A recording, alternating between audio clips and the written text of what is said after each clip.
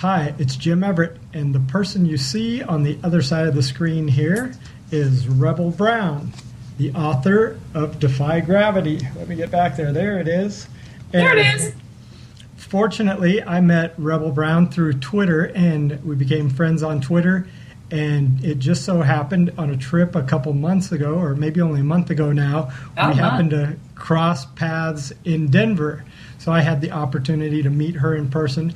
But something that I was extremely impressed with is that I got to walk with her as she went to 2 different bookstores to take every copy of her book off the shelf to personally autograph it to whoever was going to show up to the bookstores in the airport to buy them. And that just was extremely touching to me, and really tells me what kind of a person she is and how dedicated she is to what she's doing. So welcome, Rebel. Thanks, Jim. How are you doing? I'm doing great. Good. I'm doing great. Yeah, and then so today we're going to talk about defying gravity and how that relates to follow through. And so can you just start off helping us understand how you define gravity and how that shows up in our businesses? Okay. Gravity is the status quo way of thinking and doing and being that we get stuck in as humans. And that gravity shows up in our business in forms of status quo, tradition, legends, doing things the way we've always done it. And unfortunately, the way we've always done it is the reason for the mess we're in, because our world is accelerating in the way it changes, adapts, and evolves.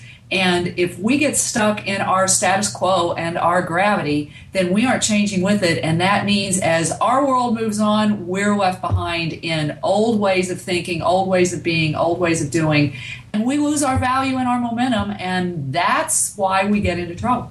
Right. And just looking through your book and reading through, there are a few particular areas that caught my attention.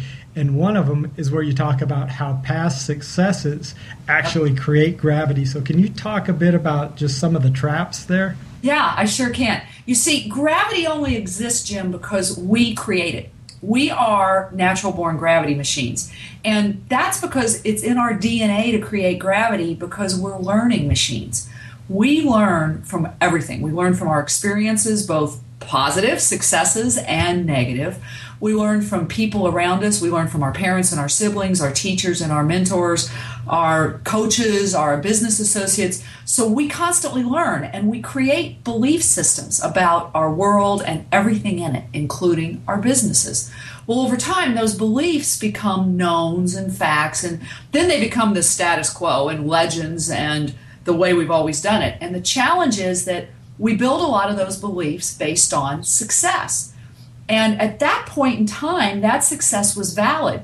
But if I was successful, let's say a year ago, with a certain value or a certain product, a certain way of doing things, our markets have moved so quickly and so dynamically, they may have shifted out to here, and yet I'm still back here with my success, and that gap is gravity. So it's because of the fact that everything changes around us that what was successful even a year ago may not be successful in this market and in today's world. And so we need to constantly adapt what we learn from our successes based on what the reality is in our markets and with our customers and our prospects. Right. And you know what it sounds like you just did there to me is that you have debunked one of Einstein's famous quotes that doing the same thing over and over, expecting a different result, is insanity. But things are changing so fast, if you keep doing the same things, you're not going to get the results you used to. No, well, doing the same thing over and over again is insanity. And, it's interesting because I've been working with a number of small businesses at events lately as I've been speaking and coaching. And I hear over and over again from small business owners, I'm doing everything I've always done and even more of it, and it's not working, and I don't know what to do. Well, it's not working because the market shifted, and we need to change the way we look at what we're doing that worked before and find out what works today. And that's what Defy Gravity is all about, is how do you find out where your gravity is, where you need to release it, and then how do you find out where your value and your market opportunities are today, build a plan, and go get them successfully. Right. Okay. And so since we're talking about follow-through, it almost seems counterintuitive because we're not going to follow through on the same actions, but it seems like there's some things that stay stable in there, like our vision, our intent, our overall objective is sort of what we really need to define and follow through on. Is that true?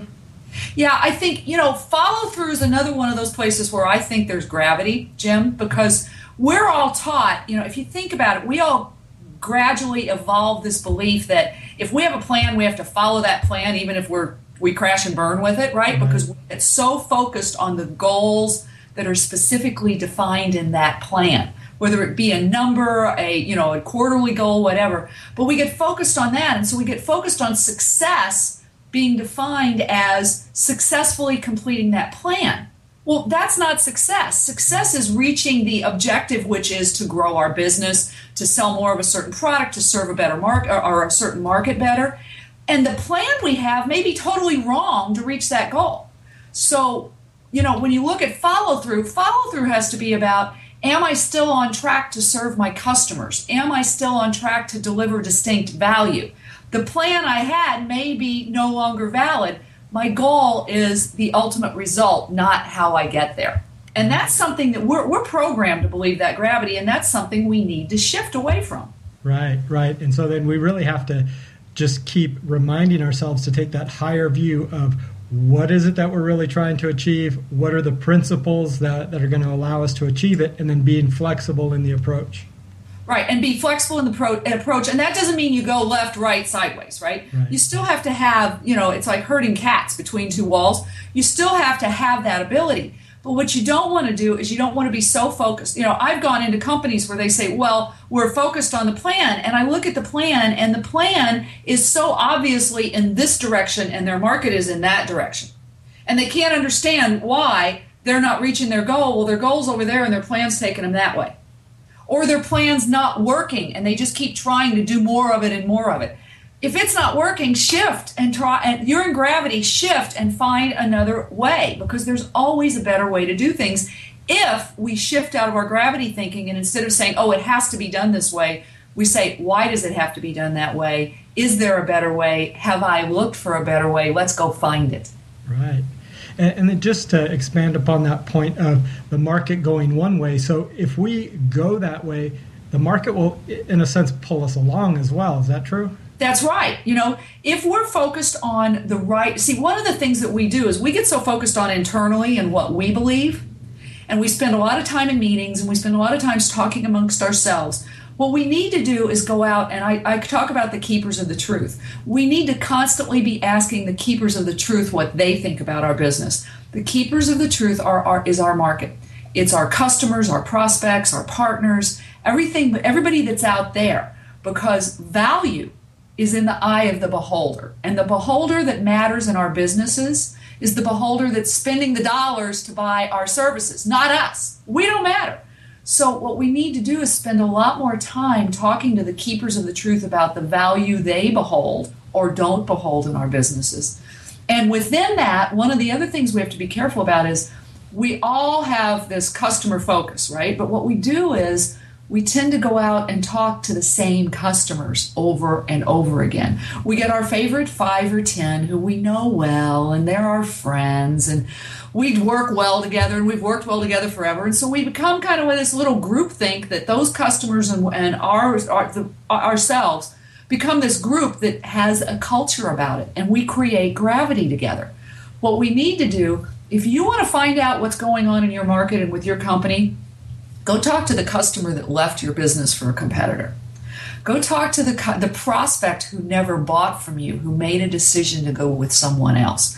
They will tell you more about your value or lack of value than any customer that's happy, satisfied, and your best friend will.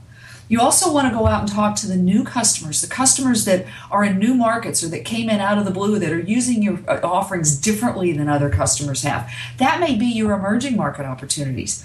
You want to be out in the market and immersed in the market, but in a broad perspective of the market, not just that myopic, these are my 10 best customers, and so I'm going to hang on to them and I'm going to follow them, even if they're going off a cliff, because they may be stuck in gravity.